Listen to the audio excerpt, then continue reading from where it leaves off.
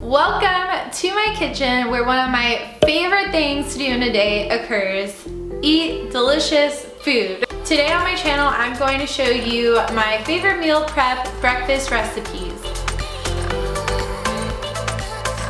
While you're here, I'd love for you to subscribe and like my video if you get something valuable from it. It can be incredibly hard to find time during the week to make healthy food.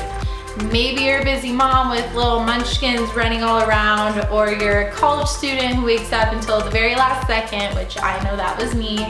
Or maybe you're a working professional and the last thing on your mind in the morning is cooking breakfast. This is why I personally love to meal prep. Everything that I'm going to be showing you today can either be put in the fridge or the freezer so it can last for a few weeks.